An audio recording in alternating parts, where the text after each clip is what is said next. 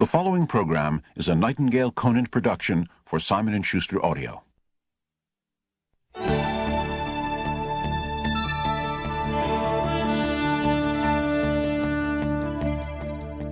You're talking about motivation, that's it, and that's what I'm going to be talking about is motivation.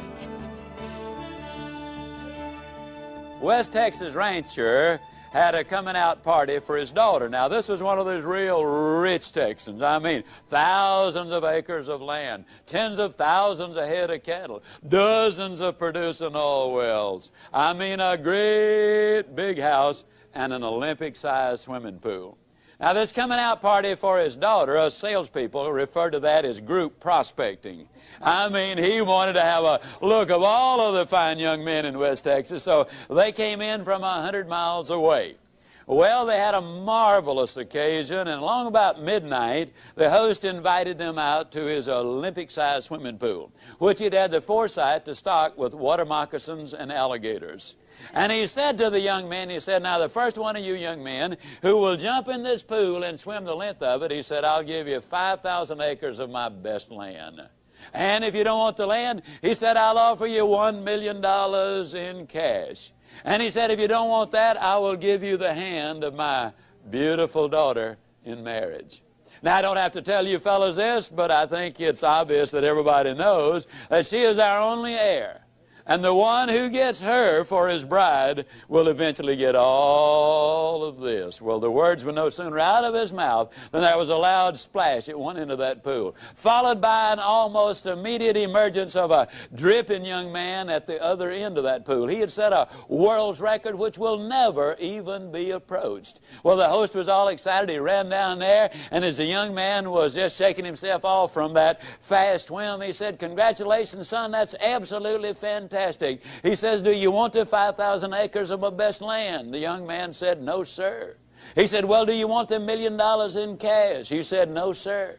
Well, he said, then, son, I've got to assume that you want the hand of my beautiful daughter in marriage. The young man said, no, sir. And the West Texan said, well, son, for crying out loud, what do you want? The young man said, I want to know the name of that dude that pushed me in the swimming pool.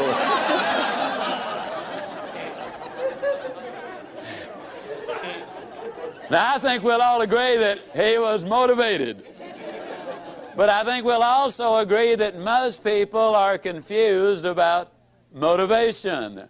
One of the favorite questions the media often ask me is, Mr. Ziglar, now you're going to do this 4-hour seminar. Yep, that's right. And you're going to get the people all motivated. I said, I sure hope so. That's what management brings me in for.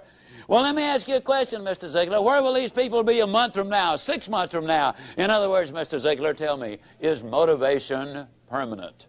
Well, I got to look at you folks and say, no, motivation is not permanent. But then neither is bathing.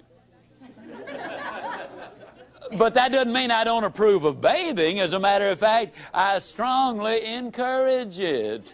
Eating is not permanent unless you don't eat, and then pretty soon your condition will be permanent. No, motivation is not permanent for the simple reason that we've got demotivation, which takes place every day of our lives. There's more confusion about motivation and positive thinking than just about anything that I have ever encountered. I believe in this presentation, though, we're going to be able to clarify much of that for your benefit, and more importantly, share with you how you can keep the motivation and the positive thinking going. Positive thinking won't let you do anything. I get so annoyed when I hear some people enthusiastically stand up and say, man, with positive thinking, you can just do anything. Just believe it, and man, think about it positive enough, you can do it. I believe that's ridiculous. See, I'm 60 years old. I don't care how positive I got. I could not whip a boxing champion.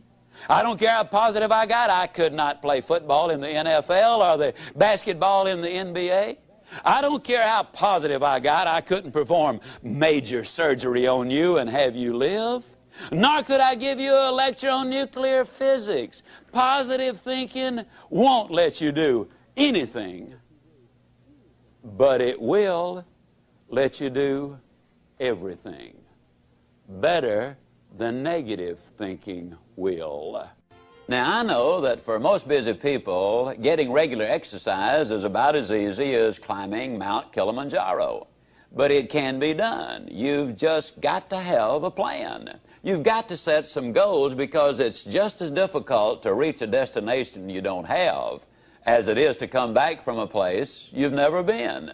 Unless you have definite, precise, clearly defined goals, you will not realize the maximum potential that lies within you. And this applies to every aspect of your life, not just to exercise. Now, here's some steps you can take towards that end. First, identify your goals, and next, set a deadline for reaching them. Make a list of obstacles you have to overcome to reach your goals. Identify the people who can help you overcome those obstacles, and make a list of skills you have and those you need to achieve your goals, and then develop a plan. Now, a word about goals themselves. There are 7 different kinds of goals. There are physical, financial, spiritual, career, family, mental, and social. And these 7 types of goals share several characteristics. First, to be effective, they must effect change. We must have some big goals, because thinking big creates the excitement necessary for accomplishment. Second, you must have some long-range goals so that short-range frustrations don't stop you in your tracks. Occasionally, circumstances do arise that are beyond your control, and oftentimes, obstacles such as market changes, sickness, accidents, or family problems can be pretty intimidating. But by keeping your eye on the prize, you will find that the excitement of winning that prize will carry you through the tough times. Third, if you don't have daily objectives, you qualify as a dreamer and not as a doer. Dreamers are fine, provided they build foundations under their dreams by working daily towards them. Often, the difference between the great and the near great is the awareness that making it big means working every day towards our long-range objectives. And 4, your goals must be specific, not vague or general. If you want a new home, for example, know every detail of that house. How many square feet, number of rooms and bathrooms, the shape of the living room, the type and kind of lot, its location. If it's a car you're dreaming about, picture the make, the model, the color, and every option you want it to have. You see, if you want to reach your goal, you must see it, be able to smell, to touch, and to taste it. Know how it looks and what it feels like in your own mind. Before you can reach that goal, you see, it is true that whether you think you can or think you can't, you are generally right.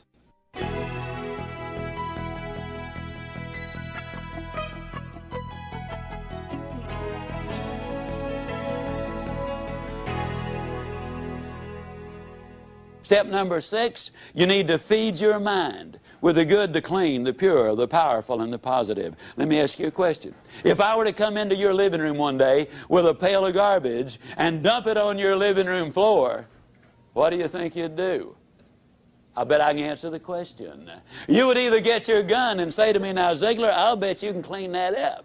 Or you'd get on the telephone and you'd call the police. Or you'd whip me as long as I was there. Those are things you would probably do. I mean, and then for months you'd be talking about this crazy guy came in my home, dumped garbage on the floor, ought to shot him. As a matter of fact, I wish I had.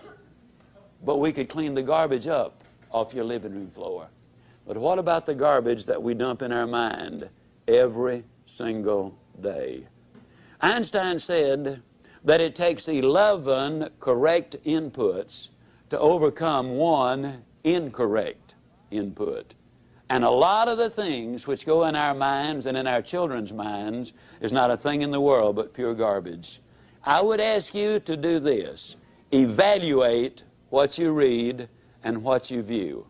Evaluate it in this light. Will this really help me to accomplish my objectives in life? Or is this going to be a deterrent to me accomplishing my objectives in life? Remember, you're what you are and where you are because of what's gone into your mind. And you can change what you are, you can change where you are by changing what goes into your mind. Now, as you probably suspect, I'm an absolute enthusiast about the cassette recorder. I believe it's the most fascinating educational tool that we have in our country. I was a visiting scholar for the University of Southern California for 2 years. One of the things they discovered was that if you live in a metropolitan area and drive 12,000 miles a year, that in 3 years' time you can acquire the equivalent of 2 years of college education. You can learn virtually anything you want to know about finances, foreign languages, the Bible, how to set goals, how to close sales, how to plan your life. You can learn so many things while you're there in your car. Feed your mind. Second thing I would encourage you to do is start reading something good every day. Did you know if you read 20 minutes a day and you're an average reader, that at the end of the year you will have read 20 200-page books, and that the average American only reads one good book a year? Think of what an advantage that will give you over the competition in whatever field you're in. Now, who does these things? Well, Mary Kay Ash of Mary Kay Cosmetics told me that she would never get in her car without a cassette that she could listen to while she was going somewhere. H.L. Hunt, worth $3 billion at his death, listened to cassette recordings until after he was 80 years old. Wallace Johnson, one of the co-founders of Holiday Inns International, over 80 years old, tells me he listens every day and reads at least 2 good books every month. Alan Bean, one of the astronauts who walked on the moon, told me that the astronauts on their way to the moon and back, and please understand, these people have the best self-images, the most clearly defined goals, the most positive mental attitude. They're the most confident, competent people as a group maybe that our country has. But these people were listening to motivational recordings on their way to the moon and back. And what a delight it is for me to be able to say that some of the recordings they were listening to were fantastic. You need to feed your mind. Now, a lot of times people say, yeah, you know, when I'm down in the dumps just a little bit, I really enjoy listening because it gives me a lift. Well, I'm glad to hear that, but let me give you the most surprising news maybe you've ever heard. It's good to listen when you're down. But, folks, the ideal time to listen is when you're sky high. Let me tell you why. When you're down, sometimes you grab at straws, and sometimes you grab the wrong straw. Also, a lot of times, and here's the real benefit to listening, it triggers your imagination, stirs up all of the stored information which you already have in your mind, and a lot of the good ideas then come forth. But if you're too down to accept them, then you turn away the very best ideas of all.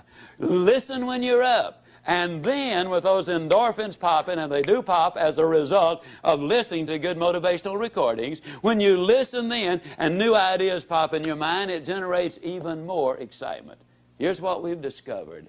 You need to listen at least 16 times to get the complete message. That's the reason I say listen to this over 16 times, because you will get all of it then. It will become a part of you.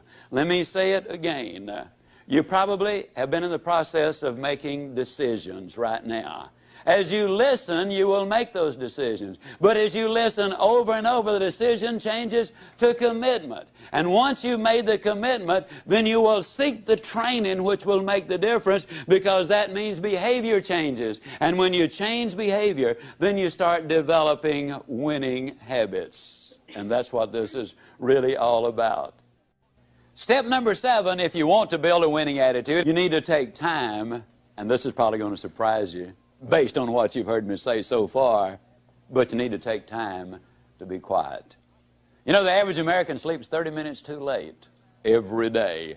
And when that opportunity clock does sound off, they hit the floor, I mean, in a dead run. They scoot past the kiddies' room on the way to the kitchen. They bang on the door, and they say, "Get up, kids, we got to go to school." Now, I don't have to tell you again, we were late yesterday morning. Don't want it to happen again. And they scoot on back to the kitchen. They plug in the coffee maker in the toaster, and on the way back by the kids' room, they bang again. Now, what I tell you, not going to have to tell you again. They scoot in, they get dressed real fast, you know, they shave and apply their makeup, and by then the kids are up. They rustle them into the den, and they set a bowl of cereal in front of them, turn the television set on, running their mind and their body all at the same time. They gulp their breakfast down, they hop in their car, and woe be to that person who dares to pull in on them when they've got the traffic jump on them. I mean, it will be too bad for them if they do. They hustle down, they drop their kids out, they rush on down to their work, and they're busy all day, and in the evening they come home and repeat that process, and by the time they get ready for bed, after watching 3.5 hours of television, they are exhausted.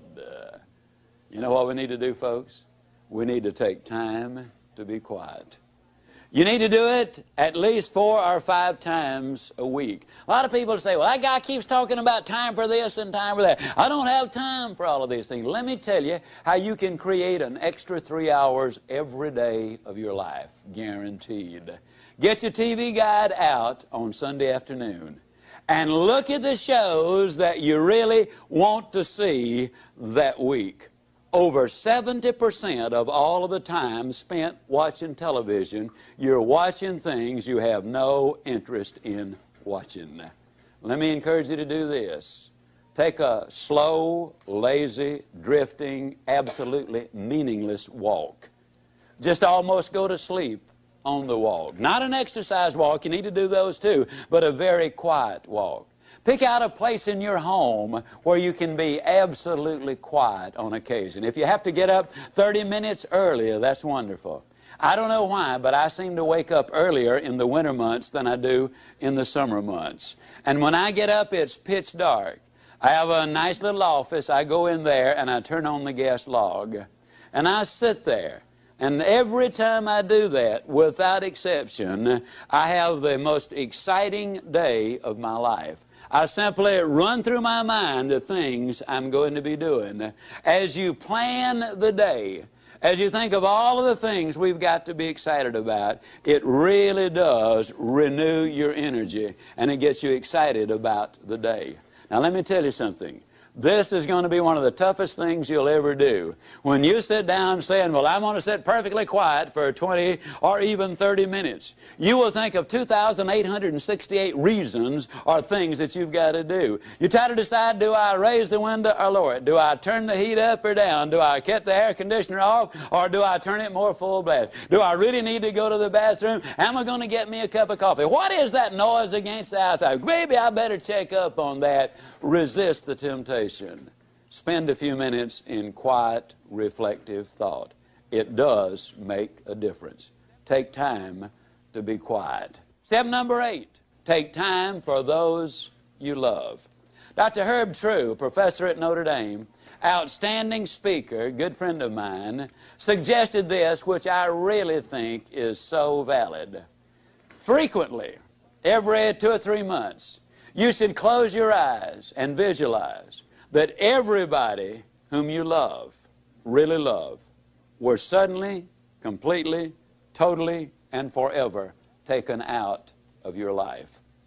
Then ask yourself the question, what would your regrets be?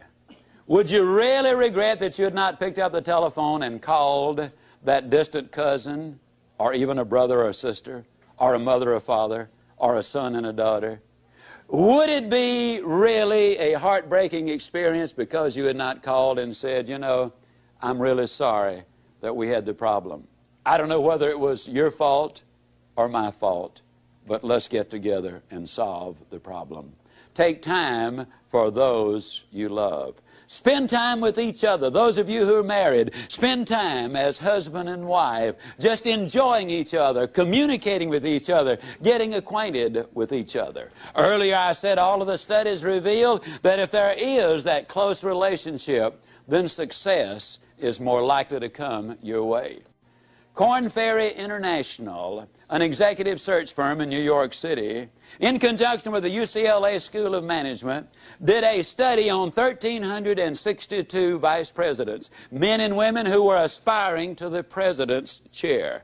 Their average income was $215,000. They had spent an average of 15 years working for the company, and the most lucrative of them, those who had the highest paying of all the jobs, had 2 or fewer jobs in their lifetime. They were loyal to their company. 87% of them were still married to their one and only mate. 92% of them were raised by 2-parent families. But the story has even more. They said they considered integrity the most important characteristic in their success arsenal. 100% of them said hard work was absolutely necessary. 89% of them had 2, 3, 4, or more children. 71% of them also said that if they had more time, they'd spend it with their wives. 50% said with more time, they would spend it with their children. Incidentally, the average one worked a little over 50 hours each week. So they're not working those 80 and 90 hours a week that a lot of people might think they are. And they're living a balanced life. 89% of them also were either Catholic, Jewish, or Protestant, and their faith apparently had some meaning to them. U.S. News and World Report did a study of the millionaires in America. There are now 1 million of them. They said the typical millionaire has gotten that way because he's earned his money or her money over a period of 20 to 30 years. They do work about 50 hours a week. They're still married to their high school or college sweethearts. In other words, the family is intact. Incidentally, a couple of other little things you'll be intrigued about this. They discovered that less than 1%, and the implication was it was considerably less than 1%, of all of the millionaires in America earned their money in music, radio, television, the movies, and all athletic endeavors combined. Considerably less than 1%. Intriguing, isn't it? Also, they discover there are far more salespeople who are millionaires than doctors. And me being a salesman, I kind of related to that one. I thought it was neat. Now, what does all of these studies really say? These studies say that if we can build that relationship with those we love. Now, your family might simply be mother and daughter. It might be father and son. It might be husband and wife. It might be brother and sister. But you know who you're close to. The better you get along with the ones you love, the more likely you are to be successful in whatever else it is you do. Now, what do these steps involve? Let's do a very quick review of them. Those 8 steps, number 1, we decided we would not judge the day by the weather. Number 2, we'd learn to look for the good in every situation and every person. Number 3, we would greet people properly, whether it was on the telephone or in person. Number 4, we would identify the go-lights of life for what they really are. Number 5, we would take care of our physical body. Number 6, we would daily feed our mind with the good and the clean and the pure and the powerful and the positive. And number 7, we would take time to be quiet, to recharge our batteries. And number 8, we would spend time with those we love. Now, let me give you a little warning. When you start doing the things we're talking about, when you start talking about go-lights and warms and strong ends, when you start talking about super good but I'll get better, when you start talking about outstanding but I'm improving, there will be some who will criticize you. You can count on it. But let me tell you this, since the beginning of time, nobody has ever erected a statue to a critic. So obviously, they're not held in such high esteem. I might also warn you that there are some people who will laugh at you. But let me remind you that the little world laughed, but the big world gathered on the banks of the Hudson when Robert Fulton went steaming by. The little world laughed, but the big world was at Kitty Hawk when the Wright brothers made that historic flight. The little world laughed, but the big world was tuned in when Alexander Graham Bell made that phone call that open the lines of communication which are so important today. The little world might laugh as you set out on your objective, but let me point this out. The big world is going to be right there at the finish line, cheering you across. Let me also emphasize that what you get by reaching the destinations you set in life, what you get is not nearly so important as what you will become by reaching your destination. You see, you'll become the winner you were born to be. Buy these ideas, do these things, take these steps, follow these procedures, because if you do, I can close by saying, do these things and I definitely will see you. And yes, I do mean you at the top.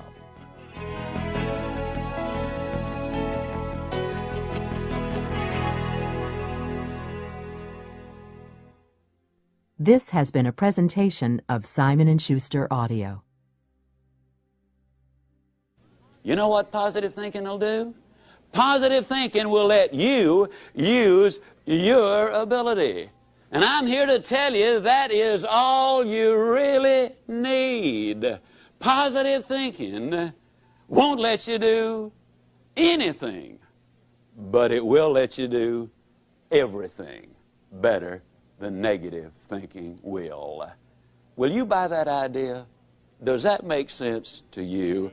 Okay, it lets you use your ability. You see, that's what we want to communicate with you in this presentation. Now, J. Allen Peterson, in his beautiful book, The Myth of the Greener Grass, points out that according to one computer study, over 90% of the input in our minds on a daily basis is of a negative nature. Shad Helmstetter, in his book, points out that the average 18-year-old American has been told 148,000 times, no, or you can't do it.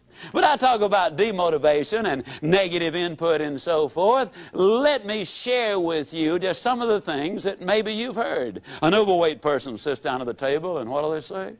Everything I eat turns to fat. A parent sends a child off to school and says, now don't you get run over. I mean, that's about as negative a statement as you can get. You see, our terminology is all fouled up. We wake up in the morning with the aid of an electronic rooster, and what does the average person call that electronic rooster? You tell me. Alarm clock. But you see, they sound the alarm when the building catches on fire. That scares people. They sound the alarm when the bank's being robbed. That scares people. If you wake up to an alarm, that scares people. No wonder they're negative. It's an opportunity clock. Well, you think about it. If you can hear it, that means you've got an opportunity to get up and go. If you can't hear it, that might mean you done got up and gone. I mean, you think about it, it really is an opportunity clock. How negative are we? They bring out a loaf of bread, and what do they call the first slice? I mean the first slice on the loaf of bread. Tell me, the heel or the end? Isn't that crazy? Never saw a loaf of bread in my life that didn't have two beginnings. I mean, we really need to explore that. Now, what we want to do is we want to look at a formula. And this formula is a very significant one. William James, the father of American psychology, the man who really wrote the original books, he's from Harvard, says that if you want to change your life, you've got to do it immediately and you've got to do it flamboyantly. Now, I want to emphasize as I get involved in this, during these next few minutes, the chances are enormous that you are going to be making some decisions. And they will be good decisions. But they also will be emotional decisions, kind of like a New Year's resolution, which some people break the very next day. Decisions are easy to make. Business people make hundreds of them virtually every day of their life. Now, if that decision is going to mean anything, it's got to be reinforced over and over and over, and it's got to be done enthusiastically. Now, if it's reinforced often enough and enthusiastically enough, then the decision becomes a commitment. Now, once you've made a commitment to do something in your life, ladies and gentlemen, then you will seek the training. You will demand the training that will enable you to utilize and reach the commitment which you've made. Now, training is what makes behavioral changes in your life. If the training is good, that means you will develop winning habits. And ladies and gentlemen, all you've got to do is practice winning habits long enough, and you yourself will become a winner. You see, we were born to win. I believe that with all my heart and soul. We were born to win.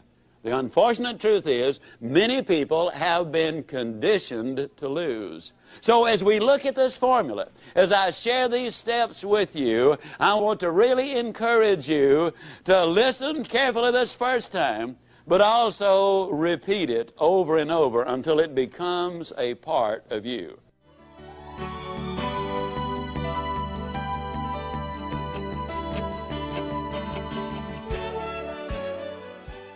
To break a bad habit, smoking, drinking, habitual lateness, being overweight, whatever, the first and most important thing you must do is decide that you really want to change. That is a decision you and only you can make. Without this motivation, no person or procedure will have any significant impact on your behavior. You must decide that you want to take control of your life, that you want to be free, that you want to do things with your life instead of having things done to your life. Secondly, if you need to, get help. Interestingly enough, many people quit their bad habits in the same way they acquired them, by associating with people who share their goals. Alcoholics Anonymous, Gamblers Anonymous, Overeaters Anonymous, literally hundreds of self-help organizations provide just this sort of positive association and support for people with problems. Thirdly, try substitution. There is really no such thing as eliminating a habit. You simply substitute a good one for a bad one. The psychologists say that it's important to have a new activity or habit to fill the void when you start shedding old habits. In place of eating, you might try jogging. Instead of drinking, you might try talking. In place of smoking, substitute writing. In other words, don't be unwise in your habits, but rather aspire to maturity and wisdom and keep your mind well and emotions focused on positive ideas. Step number 4. Use the psychological technique of imaging, of visualizing yourself as free of that destructive habit. Picture yourself as doing something else, something positive, something winning. And a final suggestion.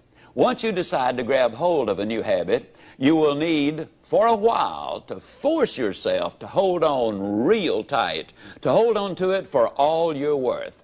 Eventually, it will get easier and even become fun. But at first, to make it stick, to turn it into a real good habit, you've got to make yourself do it for at least 21 consecutive days. Do it for 21 consecutive days in a row, and you'll have a real good shot at beginning to live a different kind of life. You might just become a happier, more motivated, excited, and enthusiastic person.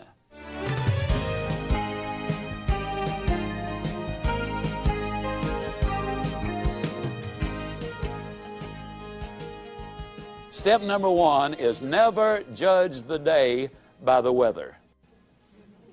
Now that sounds like a very simple thing, but suppose the weather is miserable. Does that mean you're going to decide to have a miserable day? That doesn't make any sense, does it? And yet a lot of times when I'm talking with people, I'll say, how you doing?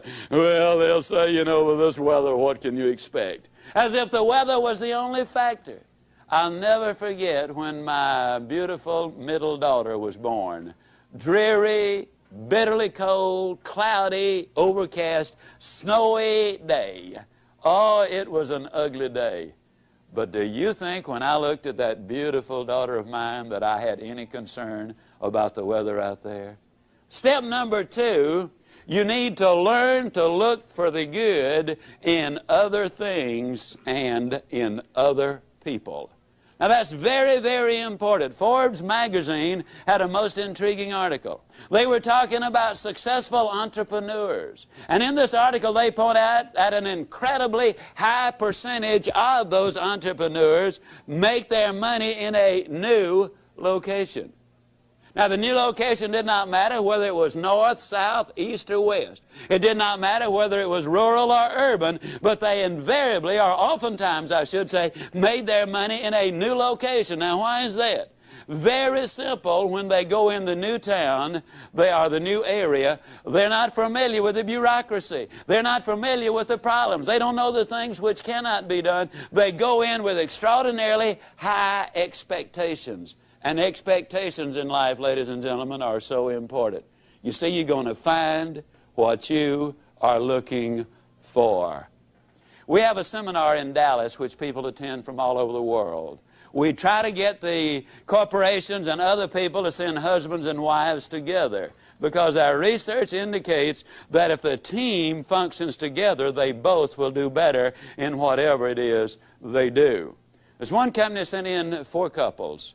We have a little process whereby we separate the people into little groups, or one section of where we got about 8 or 10 people, another one where we got about 20 people, and then we have the general get-together 3 times a day. Well, in the individual groups, they do a lot of role-playing and participation. They're very busy. And every time an individual says or does anything, the other members of that other group write them a little note that says, "I like Gene Smith because." And then they use some specific observable behavior that they like about her. At the end of the 3 days, each one there will have from 1 to as many as 200 of those little slips. You're talking about motivators. People get excited about it. Well, these 4 couples really got turned on, and we finished at about 8:30 that evening. They went out the first night to a very late dinner at one of Dallas's finest restaurants. They hit the jackpot with a waiter. He had been there over 20 years, been a waiter over 25 years. He was professional in every way. He was there when he was needed, but he did not join the party. He was friendly, but he was not familiar. At every need, he was there. He was really great. There was a lot of interchange. They got his name. When they left, because he had contributed so much to the enjoyment of the evening, they left him a 25% tip, which is significant in a very expensive restaurant. Also, each one of them wrote him one of those little slips of paper, "I like because." And they walked out the front door. They'd gotten about 100 feet when they heard his voice from the rear saying, "Wait a minute, folks, wait a minute." And it was the waiter running up to them. He was waving those 8 slips of paper. He said to them, "You know, I've been a waiter over 25 years. I've been here over 20 years. And then he broke down. And they said he could not talk for what seemed like forever. It probably was no more than a minute. He finally regained his composure, and he said, "You know, this is the nicest thing that has happened to me in 25 years as a waiter." He said, "I'll never forget tonight." And he turned and walked away. Calvert Robert says that there are over 3 billion people on the face of this earth who go to bed hungry every night. But he says there are 4 billion people on the face of this earth who go to bed hungry every night for some sincere, honest appreciation, a compliment, if you will. The waiter story has 2 bottom lines. Bottom line number 1, wouldn't you love to have been at the next table that waiter served? Don't you know they got the best service anybody has ever gotten in a restaurant since restaurants opened to serve the public? But the real bottom line, and the real reason I tell the story, is this. The waiter said it was an occasion he'd never forget, the most important event of his 25-year career as a waiter. His benefits are enormous. But as great as they were, every last one of the 8 received an even greater benefit. It's absolutely true, folks. You can have everything in life you want if you will just help enough other people get what they want. Step number 3. If you want to build a winning attitude, you need to know how to greet people properly, in person and on the telephone. Have you ever noticed that most people absolutely don't even know how to answer the telephone? I challenge you. 2 of you get together. Look up 10 numbers separately in the yellow pages and swap numbers.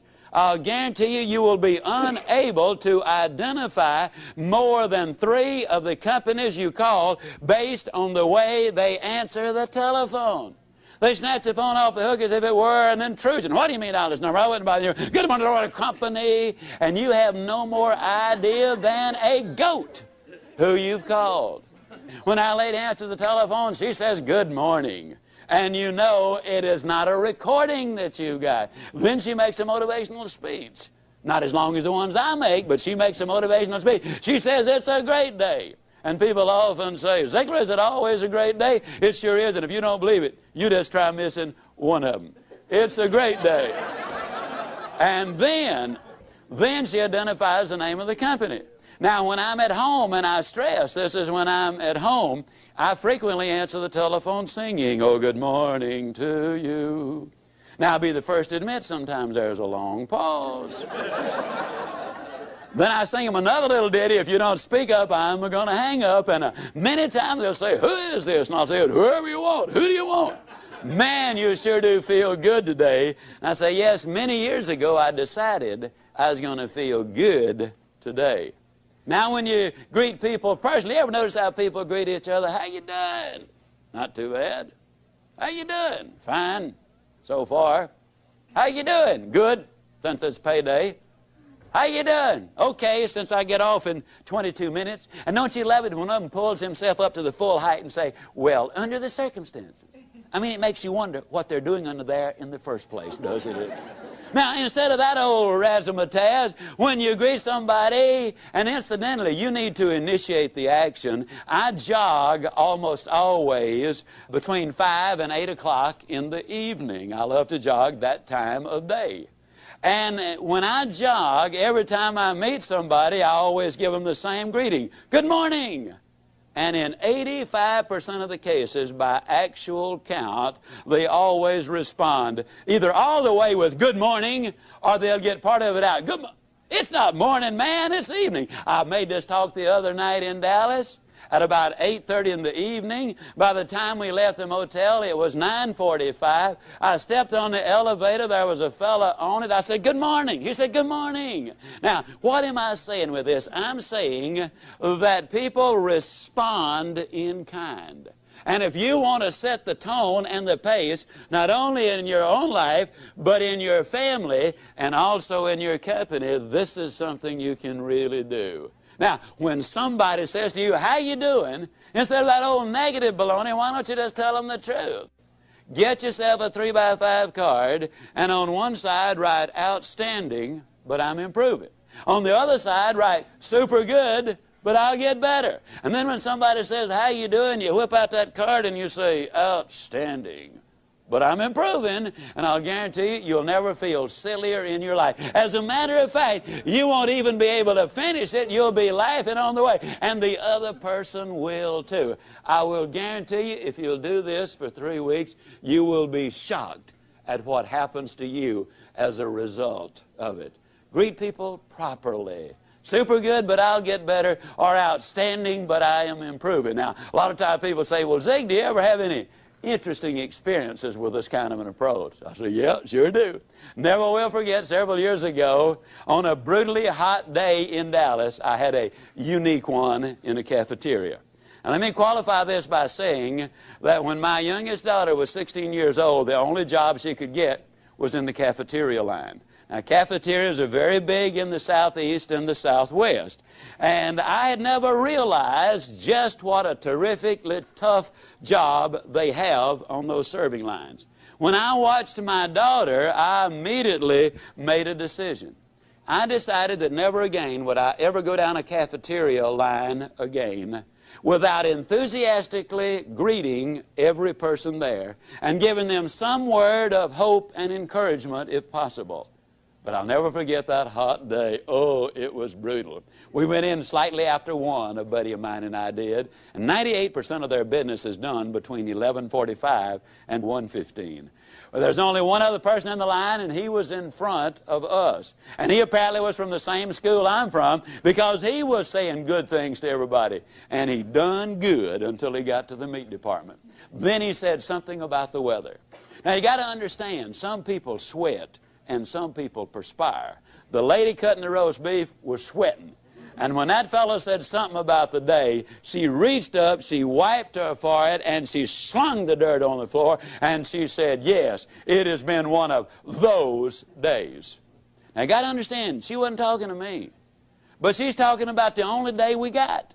And she's talking in my town. And I've got a reputation at stake. I cannot sit idly by and let a comment like that be made right there in Dallas, Texas, and me not have something to say about it. So I put my big nose in. I said, yes, it's absolutely magnificent, isn't it? She looked at me with the coldest, most calculating eyes that I've ever seen in my life. And she said, you have been out in the sun too long.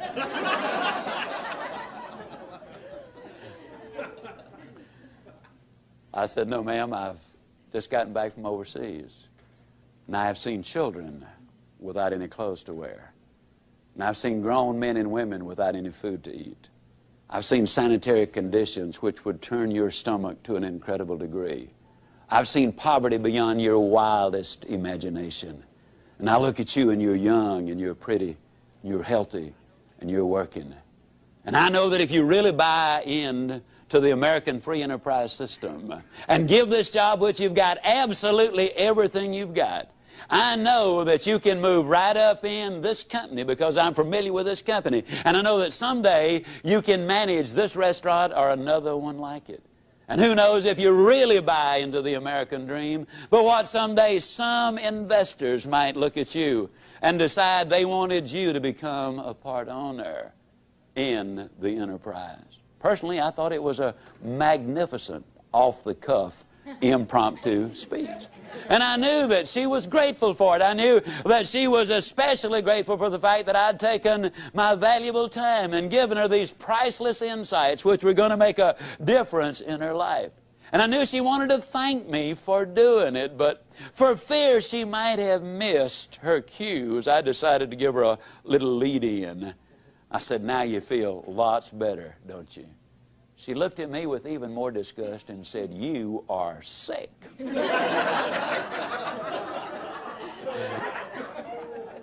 Well, you win some, you lose some, and some are rained out, you know. Well, I got the rest of my food. I went on down to the end of the line, my buddy and I, and we sat down, we're having our lunch, and we ran out of tea. And a lady, she had to have been 65 years old. She might have been 70 or 75, came by to serve the tea.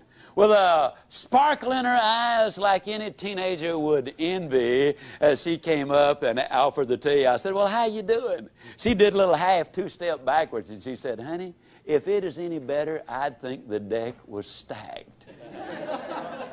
I said, why don't you go tell those ladies on the serving line that?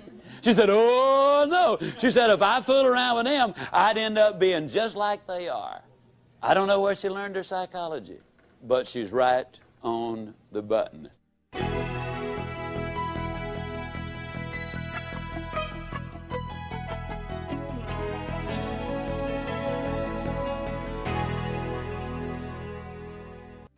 When I say it's important to greet people enthusiastically, I'm really talking about having the right attitude, being positive and upbeat. Having the right mental attitude is one thing most professionals agree on because it is the main reason for the success of any project. In short, your attitude is more important than your aptitude. Now, here's where you come in. You can alter your life by altering your attitude. You are not stuck with the attitude you have. Good, bad, or indifferent, your attitude can be changed. So, how do you get up when you're down? Well, first, you recognize when you are down. Ask yourself, do I feel really down? Do I resist change? Am I negative when others are trying to be positive? Am I a put-down artist? Would I rather say no than yes? Second, understand that there are seldom, if ever, any hopeless situations. Only people who lose hope in the face of some situations. Third, know that the condition is temporary and can be changed. Fourth, you schedule your downtime. Set a time limit on how long you plan to stay down. A couple of hours for minor things, maybe a few days, even a week for the bigger disappointments in life. In any case, know which day will be your get up and go up day, and get up and go. And fifth, try this new motto on for size. Go with the flow. When your boss tells you to do something, do it with style and with a smile. Instead of making excuses when a friend compliments you, just smile and say, thank you, instead of putting yourself down. Remember, attitude, like the flu, is catching, so make certain that yours is worth catching. If you wanted the flu, you'd visit someone who had the flu. To catch the right mental attitude, you must go where it exists. So begin by associating with positive, energetic people and avoid the naysayers. And before long, when someone asks you how you are, you'll respond in a positive and enthusiastic manner.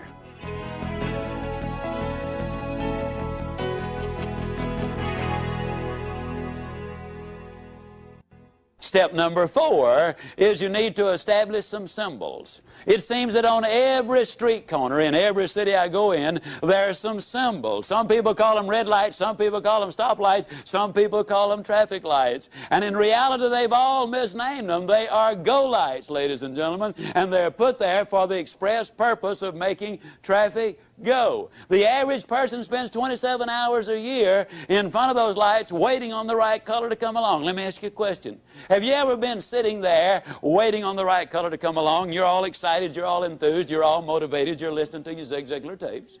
And as you sit there, you look out the side of your eye and you can't believe it. Here sits a dude over there and he's waiting on the right color to come along too. He's got a good and firm grip on that steering wheel. I mean, he doesn't want that car to go anywhere. And he's talking to that light up there, you know, and you watch him a minute, you can't believe it. He's got his foot on the accelerator. He's racing the engine to change the color of the light. How many of you have actually seen some dodo sit there racing the car motor trying to change the color of the light? Can I see your hands?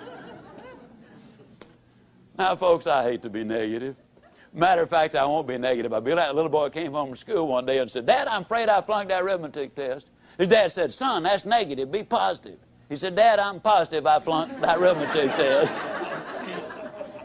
I don't care how much you race that car motor, it's not going to change the color of the light. Now, let me emphasize a point. Those of you who thought it might be a little juvenile a minute ago for you to say super good, but I'll get better, or outstanding, but I'm improving, if you think that's juvenile, what do you think it is to sit there to race a car engine trying to change the color of the light? Good friend of mine, Bernie Loftic, Winnipeg, Canada, most positive man on the face of this earth. I know he is. Bernie's so positive he's never had a cold. Every once in a while he has a warm. Bernie is so positive he won't even talk about the weekend. He calls it the strong end. And you said, now wait a minute, Ziglar. Go lights, warm, strong end. Is all of that necessary? No, you can be mediocre without it. Mediocre? Who's that dude think he's talking to? Doesn't he know that I'm president of my own company? Mediocre? Doesn't he know I'm worth over $5 million? Mediocre? Doesn't he know that I was #1 in the whole region last year and the year before? Mediocre? Doesn't he know that I've got my PhD? Well, bully for you. I still say mediocre. You see, success is not measured by how you do compared to what somebody else does. See, you might have 10 times the ability. Success is measured by how you do compared to what you could have done with the ability which you have. You see, what I'm talking about is for you to be #1.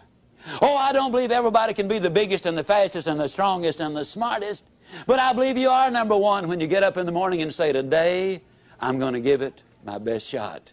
I believe you're #1 when at the end of the day you can honestly look in that mirror and say, today I gave it my best shot. That's all anybody can ask of you. And you know what? With the ability you have and the attitude you're developing, your best shot is all that is required. You'll be #1. Step number 4, establish those symbols. The next time somebody asks you how to get from here to there, Don't say go down to the second stoplight and turn right. Instead, write yourself a little note for the first few weeks. Put it on the dash of your car. Remember, there are go lights. And then when somebody asks you for directions, you'll be ready. You say you go down to the first go light. And you can't say go light with a straight face if your life depended on it. And you know what? You'll grin from ear to ear. The mind is an associating machine, and I'll guarantee you, you'll get results. Step number 5 to build a winning attitude. To be up 90% of the time and on when you need to be. This one begins with a question. Is there anybody here who has a thoroughbred horse worth in excess of $1 million? Okay? If you did have a thoroughbred horse worth over $1 million, would you keep him up half the night, let him drink coffee and booze and smoke cigarettes and eat junk food? What about a $10 dog? $5 cat? You know, actually, you treat a $5 cat better than you do a $1 billion body. And if you had a $1 million thoroughbred, you'd have the best trainer in the country. You would hire a dietitian to make certain his food was exactly right. You'd have the best facilities. You'd have an air-conditioned barn in the summertime and a steam-heated one in the wintertime. $1 million investment. But here's this $1 billion body. Step number 5 really boils down to the fact that we need to take care of our health. Now, to do that, there are some very simple things to do. You need to get a reasonable amount of sleep, ladies and gentlemen. Dr. Forrest Tennant, the #1 drug authority in the country, in my opinion, he's a consultant for the National Football League. He's a consultant for Texaco. He's a consultant for Abbott Laboratories, the Justice Department, the Los Angeles Dodgers. Has the largest research staff of anybody in the country. Dr. Tennant says that you need a certain amount of sleep. It's a must.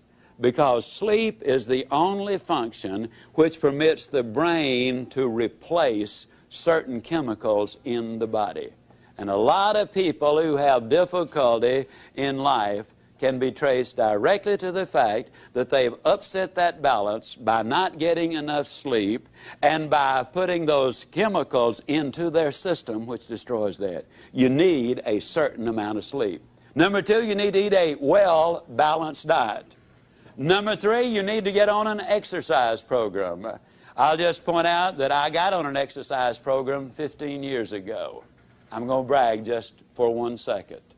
In January the 5th, 1987, I went to the Cooper Clinic in Dallas for my physical. I go every 18 months. While there, I stayed on the treadmill longer than any active player in the National Football League who's been tested, and lots of them have been tested. I'm 60 years old. I have a resting heart rate of 41. I can do things today I never could have dreamed of doing when I was 25 years old. When I got on this program 15 years ago, the first day I ran a block. I'm here to tell you that a good exercise program will make a dramatic difference in your life. If you're over 30 or over 30 pounds overweight, get medical advice before you get started. Be sensible about it.